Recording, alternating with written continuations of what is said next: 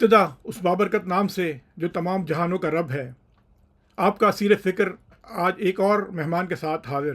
ہمارے آج کے مہمان ایک بہت خوبصورت شاعر اور اس سے بھی زیادہ خوبصورت شخصیت کے مالک جناب اشتیاق میر صاحب ہیں. اشتیاق میر صاحب نہ صرف شاعر ہیں بلکہ تلاش معاش کے سلسلے میں جو کام وغیرہ کرتے ہیں اس میں بھی وہ بڑی ماہرین میں شمار ہوتے ہیں. اس کے علاوہ فلاحی کاموں میں بھی بڑھ چڑھ کر حصہ لیتے ہیں. تو آئیے چلیے ان سے بات کرتے ہیں. السلام علیکم میر صاحب. وعلیکم السلام ورحمۃ اللہ. بہت بہت آپ شکریہ کی میر صاحب. جی آپ کا بہت شکریہ, آپ نے ہمارے لیے وقت نکالا. نہیں بھائی, آپ کی محبت, آپ کے لیے وقت نہ نکلے گا تو پھر کس کے لیے نکلے گا. بہت شکریہ میر صاحب.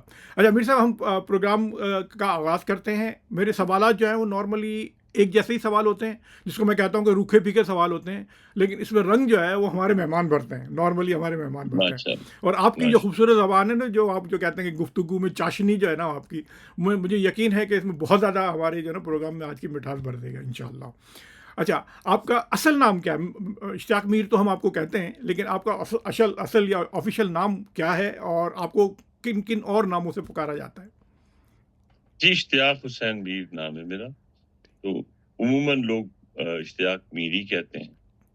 تو بس یہ بیچ کا نام بہت کم لوگ کو علم ہے. تو اچھا, اشتیاق اشتیاق حسین حسین میر, میر اور ہے, ٹھیک ہے. اسی طرح بڑے صحیح. بھائی اور چھوٹے بھائی کا جو نام ہے وہ بھی اسی طرح ہے. اچھا, صحیح, ٹھیک ہے. اچھا, آپ کب اور کہاں پیدا ہوئے؟ کراچی کی پیدائش ہے میری 1957 کی. تو بس کراچی کی فضاؤں میں اچھا, وہاں پیدا ہوا اور وہیں پلا بڑا. اور صحیح. اچھا, تو میر صاحب یہ بتائیے کہ ایک تو مطلب آپ نے کہاں سے تعلیم, کہاں تک تعلیم حاصل کی, اور کہاں سے تعلیم حاصل کی؟ دیکھیے, جب کراچی میں تو اسکول تھا میرا, وہاں جونیئر ماڈل اسکول تھا ایک کینٹ اسٹیشن کے پاس. پھر وہیں پر جو میرا سینئر اسکول تھا وہ کینٹ پبلک اسکول تھا کراچی, کافی مشہور اسکول تھا اس زمانے کا. وہاں سے پھر کینٹ کالج چلا گیا, کینٹونمنٹ کالج کراچی. اور وہاں سے پھر میرا بلاوا انگلینڈ کا آ گیا, اور تقریباً 78 کے اینڈ میں 79 میں میں یہاں آ گیا یو کے لیڈس میں. اور اس تب سے لے کر اب تک میں یہیں لیڈس میں ہی رہائش پذیر ہوں. اور پھر یہاں آنے کے بعد پھر میں نے یہاں بزنس کا ڈپلوما کیا. جوائن تو کیا تھا ڈگری کے لیے, مگر وہ چونکہ آتے ساتھ ہی شادی کے بندھن میں بن گئے تھے, تو اس وجہ سے پڑھائی کو وہ توجہ نہیں دے پایا. تو اس کے پھر میں نے ڈپلوماز کیے, 2 ڈپلوماز کیے.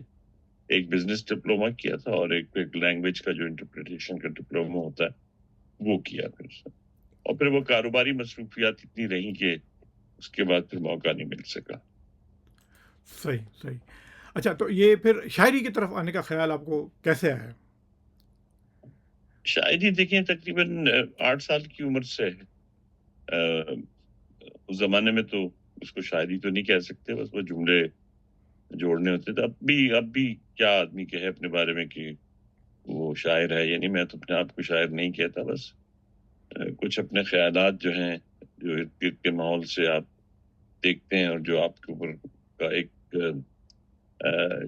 جو ہے وہ رویہ آگے پیچھے کا جو ہے, وہ جب آپ کے دیکھتے ہیں اس پر تو کچھ کہنے کی کوشش کرتا ہوں, تو وہ شعر میں تبدیل ہو جاتا ہے. تو 8 سال کی عمر میں تھا. پھر خوش قسمتی یا خوش بختی کہہ لیں میری کہ گھر کا ماحول بھی ادبی تھا. ہمارے یہاں چونکہ نعتیہ مشاعروں کا انعقاد ہوا کرتا تھا, اور اساتذہ بھی, اسکول کے اساتذہ بھی بہت اچھے ملے اردو کے. اور کالج میں ڈاکٹر یونس حسنی صاحب جیسے استاد کی جو ہے وہ ہمیں میسر تھے. تو اس وجہ سے بھی اس طرف بہت رغبت پیدا ہوئے, راغب ہوئے. اور یہ وجوہات رہے. پھر یہاں آ کر بھی جو یہاں ادبی ماحول تھا اس میں یوں سمجھ لیں کہ شامل ہو گیا. تو بس اس طرح یہ سلسلہ جو ہے یہ چل رہا ہے اب تک. یہ آپ نے جو ہے نا بڑی کثر نفسی سے کام لیا اپنی شاعری کے بارے میں, ماشاءاللہ بہت زیادہ खूबसूरत शायरी आप हम तो सुनते रहते हैं, इसके बस बहुत खूबसूरत ये शायरी आपकी करते हैं आप आपकी माशाल्लाह। मोहब्बत है सैयदी, वैसे ऐसी कोई बात नहीं। अच्छा, इसमें एक शिकायत है, मतलब मुझ जैसे बहुत सारे आपके चाहने वालों की शिकायत है कि अब तक आपका जो है ना वो सिर्फ़ एक ही कलाम जो है वो हमें हम तक पहुँचा है। ये अब तक इतनी मतलब आपने इसको कहेंगे कंजूसी क्यों की है आपने इसमें? असल में सच्ची बात है जावेद भाई कि दिल नहीं करता था, और ना मैं समझता था कि मैं इस काबिल हूँ कि मेरी किताब मंजर आम पर आए। तो बस ये दोस्तों की मोहब्बत है, उनकी तरफ से बहुत ज़्यादा ताकीद रही, कुछ साथियों की मोहब्बत, और फिर कई जगह से अल्टीमेटम टाइप की जो है धमकी आमेज कि अब आपको लानी चाहिए किताब। तो वो आगे माशाल्लाह दूसरी किताब जो है वो जल्द इंशाल्लाह आप देखेंगे। जी, तकरीबन उसका मवाद तो खैर पहले से तो मौजूद था, मगर मैं ये चाहता कि उसमें कुछ ताज़ा गज़लें और ताज़ा नज़्में जो हैं वो मैं कह लूँ, और वो उसके हवाले से फिर मैं किताब लाऊँ। तो कुछ नाते हैं, कुछ ज़्यादातर तो गज़लें ही हैं, और कुछ नज़्में जो हैं वो भी मैं आजकल कह रहा हूँ। तो इंशाल्लाह जो नई किताब है उसमें कुछ वो कलाम जो मैं पहली किताब में छापने से रह गया था, वो भी होगा, और कुछ नया कलाम जो बिल्कुल ताज़ा है वो उसमें शामिल हो। सही। अच्छा, मैं अपने सामीन को आपकी तवज्जो से ही बताता चलूँ कि मतलब जो आपका लहजा है, ये जो इस तरीके से अभी जी, आप बात कर रहे हैं, मतलब जो मेरे अभी देखने वाले या सुनने वाले हैं जिन्होंने मीर साहब को इससे पहले नहीं सुना, उनके लिए कि ये हमेशा इसी तरह बात करते हैं, मतलब ये कोई उन्होंने बनावटी इंटरव्यू के लिए नहीं किया हुआ, ये बड़े जी, इसी तरीके से ही बात करते हैं हमेशा। बड़ा खूबसूरत इनका लहजा है। तो मीर साहब, एक सवाल मैं आपसे ये करना चाहूँगा जो कि अदब के पसंद करने वाले लोग, ख़ास तौर पे जो पाकिस्तान से बाहर रहते हैं, उनको एक सबसे बड़ा प्रॉब्लम ये होता है कि जो अदबी प्रोग्राम होते हैं उनके जो मेज़बान होते हैं वो उमूमन दर्द सर बने हुए होते हैं। लेकिन आप जब वो करते हैं मेज़बानी, हमें सिर्फ उसमें सिर्फ एक ही तकलीफ परेशानी होती है कि आप फिर अपने अशार नहीं सुनाते। सबसे बड़ी प्रॉब्लम हमें ये होती है। वरना आपका लहजा भी बहुत खूबसूरत है, मेज़बानी जिस तरीके से आप करते हैं वो भी बहुत अच्छा है। ये चीज़ आपने मतलब कहाँ से सीखी है? असल में मेरी कोशिश हमेशा जावेद भाई ये रही है कि जितना आप लोगों को आगे करें, लोगों को आगे बढ़ाएं, बस उस हवाले से एक तो वक्त कम होता है, और फिर मैं कोशिश करता हूँ कि जरा पीछे रहूं, कम कलाम सुनाऊं, ताकि बाकी शोरा को ज्यादा मौका मिल सके। और इसकी कोई वजह नहीं है वैसे, तो बस इसी वजह से, क्योंकि आपको पता है यहाँ मुशायरों की आपने बुलाए तो 10 होते हैं, मगर 5-10 ऐसे भी हो जाते हैं कि वो कहते हैं जी हम भी कलाम सुनाना चाहते हैं ऐन मौके पर। तो बाज़ औक़ात कुछ मजबूरियाँ हैं ना, वो एक शेर है कि कुछ तो मजबूरियाँ रही होंगी, यूँ कोई बेवफ़ा नहीं नहीं होता। होता जी। तो इस वजह से बाज़ औक़ात वक़्त की कमी, और फिर कुछ जो लोग आ जाते हैं नए, वो शामिल होने के लिए, तो वक़्त की कमी और फिर इस तरह के मामलात जो हैं, वो इस बात की इजाज़त नहीं देते कि फिर मैं भी सुनाऊँ। हमारी बाकी तंज़ीम के जो मेंबर हैं, जी, तीनों आपको पता है वो शायरात हैं बाकी। जी ग़ज़ल बिल्कुल। अंसारी हैं, तस्नीम हसन हैं, ये दोनों ग़ज़ल और नज़्म कहती हैं, और समिया नाज़ समिया साहिबा नवाज़ जी। नात की शायरा हैं। जी, तो हम लोग अपना जो वक़्त है वो दूसरे शुअरा को दे दिया बिल्कुल, करते हैं। ये बिल्कुल। कोशिश हमारी ये होती है। ये बड़ा खूबसूरत अंदाज़ है जिसकी वजह से जो है वो बहुत ज़्यादा यॉर्कशायर अदबी फ़ोरम के प्रोग्रामों में जो मज़ा आता है, लुत्फ़ आता है, इसकी एक वजह ये भी है। चलिए बहुत अच्छा, आगे बढ़ते हैं, हम यॉर्कशायर अदबी फ़ोरम पे भी बात करेंगे। अभी मेरा जो अगला सवाल है आपसे वो ये है कि आप सोशल वर्किंग भी करते हैं। उसके बारे में हमें बताएँ कि आप किस तरह के कामों में इन्वॉल्व हैं और उससे जो है वो कौन-सा तबका जो है वो फ़ायदा उठा रहा है? देखिए, ये वैसे तो हमने रमज़ान रेडियो शुरू किया था 1992 में, 1992 की बात है। तो उससे पहले मैं छोटे-छोटे जो चूँकि ये चीज़ बड़े भाई से मुंतकिल हुई थी, चैरिटी का जो हवाला है, हमारे घर में मुट्ठी आटा स्कीम चलती थी, सिलाई मशीनों का सिलसिला था, जो मोहल्ले के हमारी बेवा ख़वातीन होती थीं। तो इस तरह की ये सिलसिले वहाँ से चलते थे, वहाँ से आदत पड़ी हुई थी। तो यहाँ भी कोशिश ये की कि दुनिया के काम आना चाहिए। वो इंसान ही क्या है जो सिर्फ़ अपने लिए सोचे, या अपनी ही बात रखे, या अपने लिए मसरूफ़ रहे। तो वो भाई की तरबियत भी है उसमें शामिल, और कुछ अल्लाह की तरफ से है ये कि ज़हन उस तरफ रहा। तो اس سلسلے میں ہم اس زمانے میں تو ہم جمع کر لیا کرتے تھے، وہ ہم پاکستان میں جو مختلف چیریٹی کی تنظیمیں ہیں ان کو ہم خود لے جا کے دیا کرتے تھے اور ان کا کام دیکھا کرتے. تو اب فی الحال میں آج کل جو ہے وہ انڈس ہاسپٹل نیٹ ورک ہے، آپ اکثر لوگ اب سے واقف ہیں. جی وہ پاکستان سے. پھر ڈاکٹر امجد ثاقب کی تنظیم قوت، وہ زبردست کام کر رہے ہیں. اور پھر کشمیر ایجوکیشن فاؤنڈیشن ہے، اس کے تحت ہم اسکول بلڈ کرتے ہیں. تو یہ 3 چیریٹیز ایسی ہیں جن کے ساتھ میں ریگولر منسلک ہوں، اور ان کے ہم کوشش کرتے ہیں کہ ہر سال کوئی نہ کوئی پروگرام رکھیں، اور اس حوالے سے جو بھی ہم کوشش کر سکیں ریز کرنے کی تو وہ ہم کرتے ہیں، اور ماشاءاللہ لوگ ساتھ دیتے ہیں. ایک بات میں آپ کو یہاں کہہ دوں کہ جو لوگ بھی پاکستان جاتے ہیں وہ ان سے میں ضرور کہوں گا کہ وہاں جا کر انڈس ہاسپٹل نیٹ ورک اور قوت، ڈاکٹر امجد ثاقب جو کہ زبردست آدمی ہیں، زبردست کام کر رہے ہیں، بلا سودی جو ہے وہ لونز دیتے ہیں، جو وہاں لوگوں کو ان کا بزنس سیٹ اپ کرواتے ہیں. تو بڑا زبردست کام کر رہے ہیں. یہ 2 شخصیات ایسی ہیں کہ جن کو وہاں ہر آدمی جانتا ہے. صحیح. تو ضرور دیکھیں، ان دونوں کا جو نیٹ ورک ہے اس کو دیکھنے کی ضرورت ہے. اور پھر وہ کہتے ہیں نا عین الیقین جب ہو جائے انسان کو تو پھر بہت سے کام وہ کرتا ہے. تو صحیح. میں نے بہت سارے لوگ دیکھے ہیں جو کہ انڈس ہاسپٹل کو دیکھ کر آئے ہیں، اور اس کے بعد ماشاءاللہ انہوں نے آگے بڑھ کے کام کیا. آپ کے شیفیلڈ میں بھی 2-3 ڈنر ہو چکے ہیں جی اس بالکل. حوالے سے. جی جی بالکل. جی چلے ماشاءاللہ، یہ تو آپ کا آپ کی سوشل ورکنگ کے حوالے سے تو یہ بات ہوئی. اچھا، آپ کی سوشل ورکنگ کا ایک پہلو یہ بھی ہے جو کہ اب آج کل تھوڑا سا مجھے لگ رہا ہے کہ تھوڑا سا کم ہو گیا ہے، کہ آپ جیسے شاعروں کو کی مدد کرنا، یا جیسے کوئی نئے آنے والے ہیں، لکھنے والے ہیں، کہ ان کی حوصلہ افزائی تو آپ کرتے ہی رہتے ہیں ہمیشہ، لیکن یہ تھا کہ بھئی مدد کرنا کہ بھئی یہ شعر کو جو ہے وہ کس طریقے سے لکھا جا سکتا ہے، یا اس طریقے سے اس کے بارے میں یہ جو ہے نا، یہ بھی آپ کا ایک کام ہے، بہت اہم کام ہے، جو ابھی لگتا ہے کہ تھوڑا سا جو ہے نا وہ کم ہوا ہے. جی بالکل ایسے ہی ہے.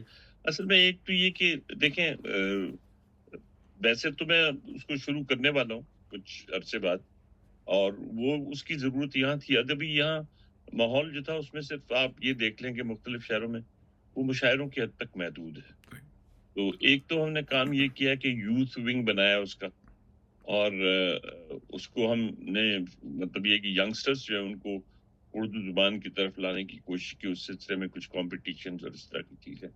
پھر جو وہ لوگ ہیں جو شعر کہہ رہے ہیں اور جو مزید سیکھنا چاہتے ہیں، اپنے آپ کو امپروو کرنا چاہتے ہیں، آگے جانا چاہتے ہیں، اس کے لیے ہم نے ایک مطالعاتی نشست رکھی ہوئی تھی، اور اس میں بڑا کام ہوتا ہے. ڈاکٹر آفتاب مستر جو مشہور ادبی شخصیت ہیں، ہمہ جہت شخصیت ہیں، ان کا ایک مشہور شعر ہے، ساحل پہ کھڑے ہو تمہیں کیا غم چلے جانا، میں ڈوب رہا ہوں ابھی ڈوبا تو نہیں.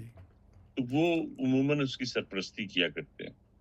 تو وہ ایک پہلو ہے جو مصروفیت بھی، جاوید بھائی آپ کو پتہ ہے بہت زیادہ ہے. بالکل کام کی مصروفیت بھی ہے، اور پھر چیریٹی ورک کی بھی، ادبی پروگرامات کی بھی ہے. تو اس وجہ سے ذرا اس طرف توجہ تھوڑی سی کم ہوگی، اور لوگوں کی عدم دلچسپی جو ہے وہ بھی ایک فیکٹر ہے کہ میں ذرا تھوڑا سا اس کی طرف میں ایک گیپ سا آ گیا ہے. صحیح بالکل. انشاءاللہ اس کو شروع کریں.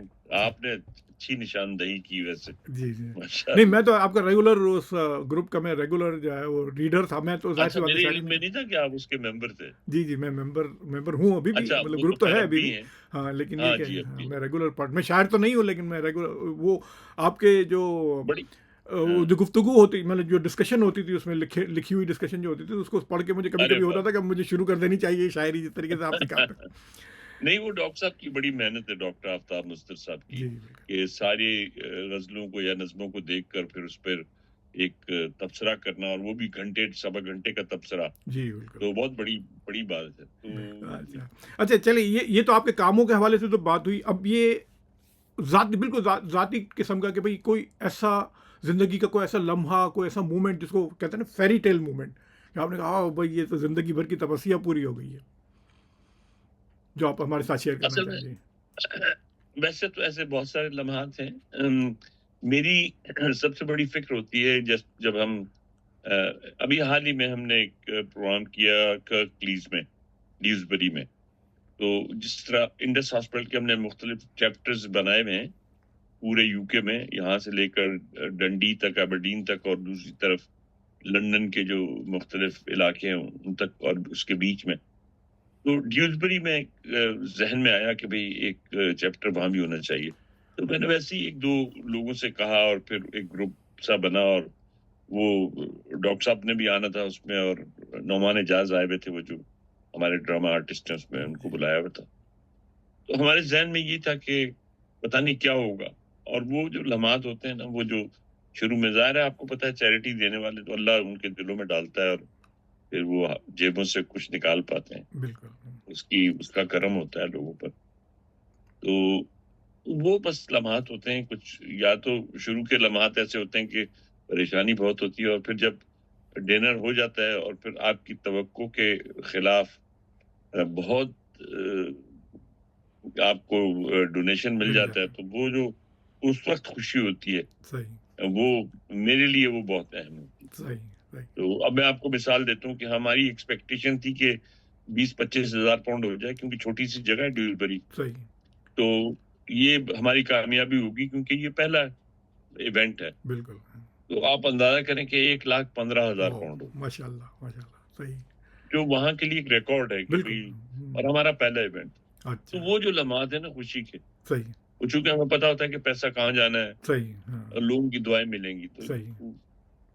وہ جو ہے نا، وہ لمحات جو ہیں وہ واقعی یاد رکھنے والے ہیں، اور وہ جس کو آپ کہہ لیں کہ یادگار لمحہ. جی بالکل. جن کو میر ہم صاحب، میرا سوچ جی تو چاہ رہا ہے کہ آپ سے جو ہے نا وہ بہت دیر تک بات کی جائے، لیکن وقت پروگرام کا جو کی کوتاہ دامنی جو ہے نا وہ مجھے ذرا سی روک رہی ہے. تو سب آخری میں آپ سے یہ کہوں گا کہ اگر کوئی پیغام آپ دینا چاہیں ان لوگوں کے لیے جو اس طرف یعنی شاعری کے، خاص طور پہ شاعری کی طرف آنا چاہتے ہیں لوگ، تو ان کے لیے کوئی پیغام آپ دینا چاہیں، یا ہمارے نوجوانوں کے لیے ایک جنرل سا کوئی پیغام آپ دینا چاہیں. جی دیکھیں، میں یہ سمجھتا ہوں، شاعری کے حوالے سے پہلے میں بات کر لوں کہ یارکشائر بھی فورم جو ہے وہ مختلف زاویوں سے کام کر رہی ہے. اس میں مشاعرے بھی ہیں، کتابوں کی لانچ بھی ہے، اور خاص طور سے ینگسٹرز ہیں، ہم کوشش کرتے ہیں کہ وہ اس طرف آئیں، اور جو نئے شعر لکھنے والے ہیں، اگر ان کو کوئی ماحول چاہیے ایسا جس میں ان کی تربیت ہو سکے، تو اس کے لیے بھی یارکشائر ادبی فورم جو ہے وہ اپنی تمام وسائل کے ساتھ ان کی مدد کرے گی. تو جو بھی سن رہے ہیں، جو شعر کہنے والے ہیں، یا وہ جو شعر اچھا کہہ رہے ہیں اور ان کے پاس کوئی پلیٹ فارم نہیں ہے، تو وہ بھی رابطہ کر سکتے ہیں. آپ کے حوالے سے آپ نمبر ان کو دے سکتے ہیں. دوسرا، آپ نے نوجوانوں کے لیے کہا تھا، تو میں یہ سمجھتا ہوں کہ اس ملک کے اندر جو بھی ہماری کمیونٹی ہے، اس کے جو نوجوان ہیں، جو نوجوان طبقہ ہے، چاہے وہ لڑکیاں ہوں، وہ لڑکے ہوں، وہ مختلف مسائل کا شکار ہیں. اور اگر میں یوں کہوں کہ ہم وہ ایک اچھا ماحول دینے میں فیل ہو چکے ہیں بحیثیت کمیونٹی کے، چاہے وہ ہماری مساجد ہوں، چاہے وہ ہمارے مدرسے ہوں، چاہے وہ ہماری کمیونٹی آرگنائزیشنز ہوں، بشمول میرے، یا ہماری لیڈرشپ ہو، جو لوکل لیڈرشپ ہے. تو ہم وہ جو ماحول ہمیں مہیا کرنا چاہیے تھا اپنے نوجوانوں کو، اس میں ہم ناکام رہے.